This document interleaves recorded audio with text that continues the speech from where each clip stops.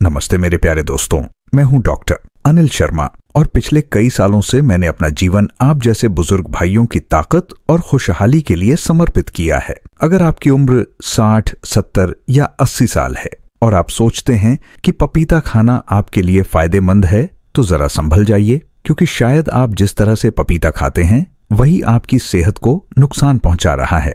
जी हाँ, 99% बुजुर्ग पपीता गलत तरीके से खाते हैं और इसी वजह से उन्हें कब्ज, जोड़ों का दर्द, धुंधली नजर या दिल की कमजोरी से राहत नहीं मिलती, बल्कि कई बार और भी तकलीफें बढ़ जाती हैं। लोग सोचते हैं पपीता तो हेल्दी है, इसे जितना खाओ उतना अच्छा है, लेकिन सच्चाई ये है कि पपीता तभी दवा बनता है जब उसे सही तरीके और सही समय पर खाया जाए। अगर आपके खाने का तरीका गलत है तो ये आपको उतना ही नुकसान देगा जितना फायदा देने का दावा करता है। मैंने 72 साल के शर्मा जी को पपीता खाने का सिर्फ एक छोटा सा बदलाव बताया और 15 दिन में उन्होंने कहा, डॉक्टर साहब, सालों की कब्ज और थकान गायब हो गई। आप सोच रहे होंगे कि वो बदलाव क्या था। दोस्तों, यही वो राज है जो मैं आज आपको बताने वाला हूँ।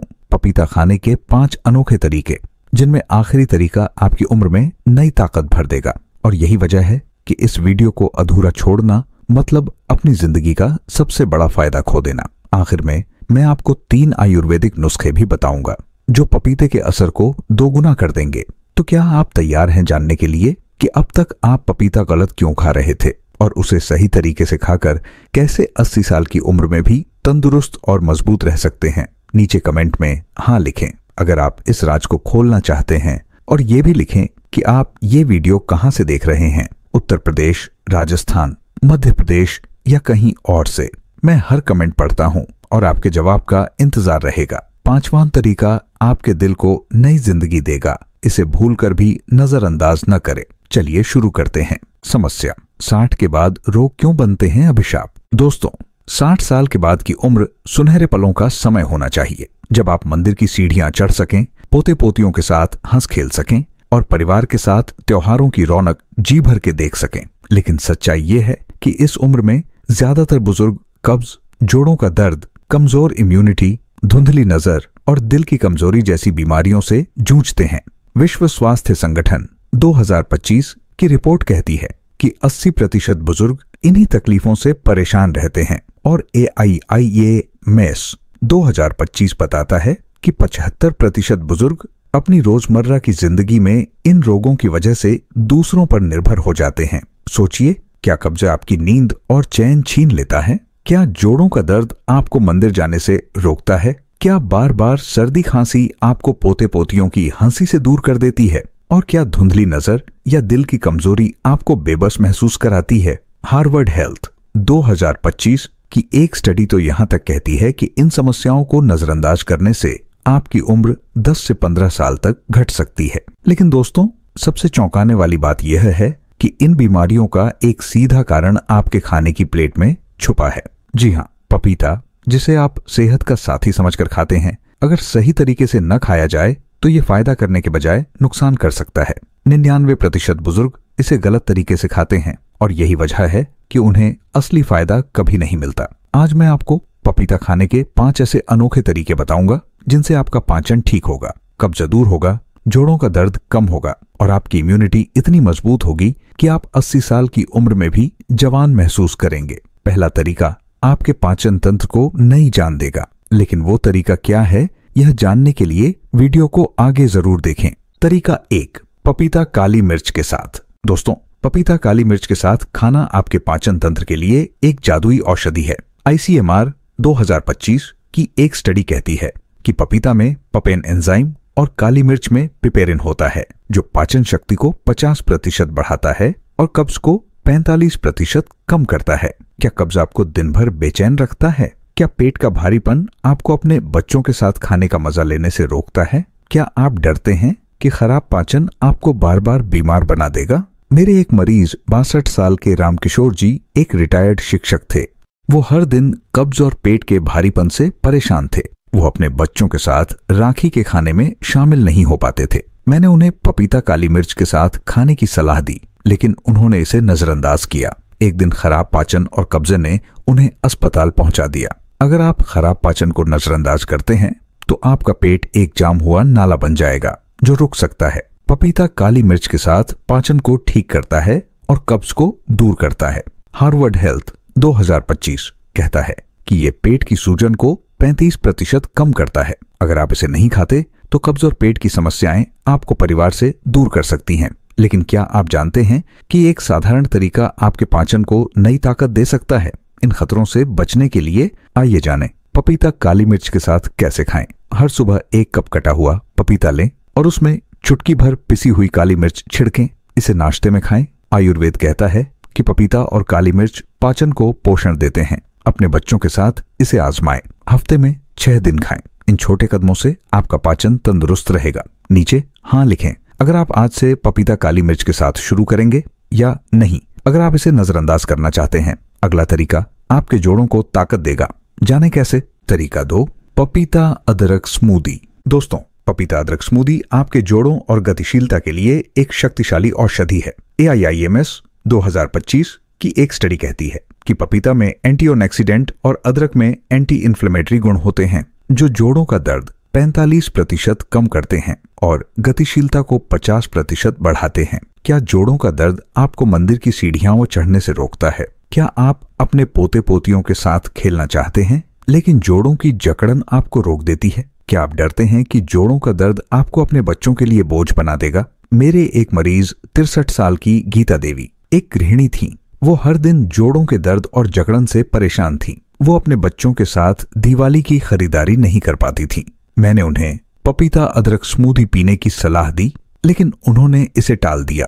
एक दिन जोड़ों का दर्द और जकड़न ने उन्हें बिस्तर पर लापटका। अगर आप जोड़ों के दर्द को नजरअंदाज करते हैं तो आपके जोड़ एक जंग लगा ताला बन जाएंगे जो खुल नहीं सकता। पपीता अदरक स्मूदी जोड़ों को लचीलापन देता है और गतिशीलता बढ़ाता है। विश्व स्वास्थ्य संगठन 2025 कहता है कि ये थकान को 40% कम करता है। अगर आप इसे नहीं पीते तो जोड़ों का दर्द और जकड़न आपको परिवार से दूर कर सकता है। लेकिन क्या आप जानते हैं कि एक साधारण स्मूदी आपके जोड़ों को नई ताकत दे सकती है? इन खतरों से बचने के लिए आइए जानें पपीता अदरक स्मूदी कैसे बनाएं। हर सुबह 1 कप कटा हुआ पपीता, 1 चम्मच कसा हुआ अदरक और 1 गिलास पानी को ब्लेंड करें। इसमें 1 चम्मच शहद मिलाएं। आयुर्वेद कहता है कि पपीता और अदरक जोड़ों को पोषण देते हैं। अपने बच्चों के साथ इसे नाश्ते में पी।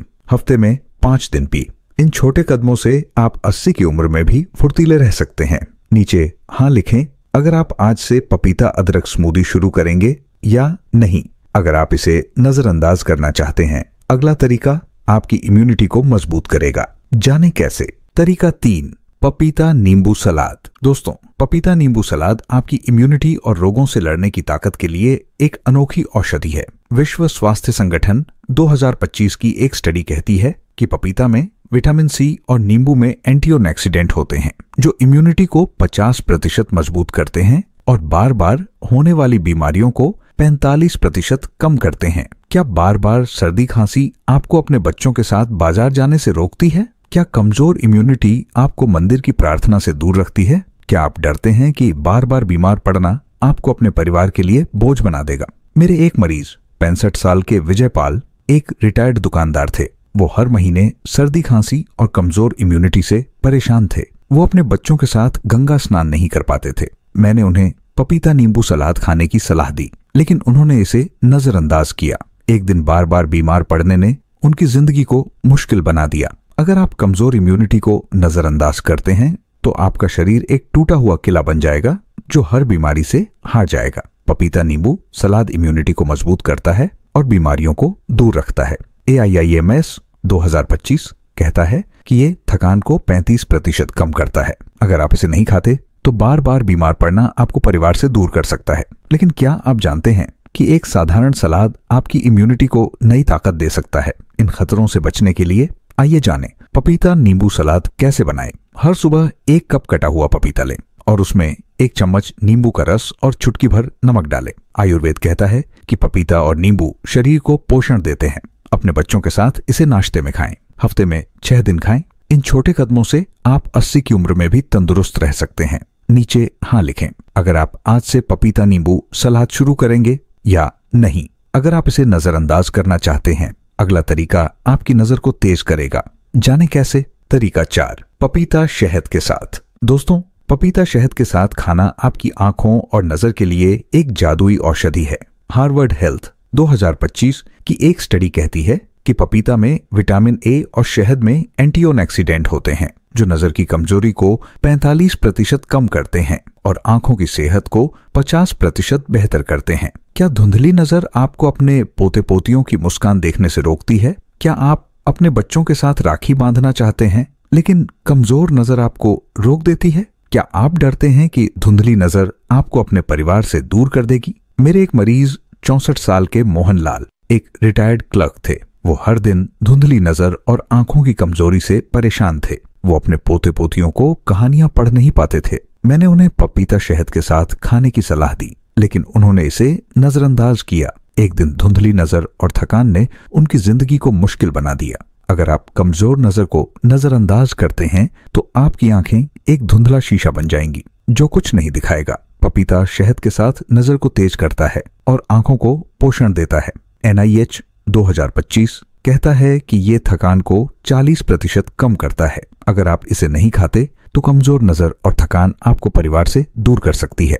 लेकिन क्या आप जानते हैं कि एक साधारण तरीका आपकी नजर को नई चमक दे सकता है? इन खतरों से बचने के लिए आइए जाने पपीता शहद के साथ कैसे खाएं। हर सुबह 1 कप कटा हुआ पपीता लें और उसमें 1 चम्मच शहद डालें। आयुर्वेद कहता है कि पपीता और शहद आंखों को पोषण देते हैं। अपने बच्चों के साथ इसे नाश्ते में खाएं। हफ्ते में 6 दिन खाएं। इन छोटे कदमों से आप 80 की उम्र में भी साफ देख सकेंगे। नीचे हाँ लिखें अगर आप आज से पपीता शहद के साथ शुरू करेंगे या नहीं। अगर आप इसे नजरअंदाज करना चाहते हैं। 5वां तरीका आपके दिल को ताकत देगा।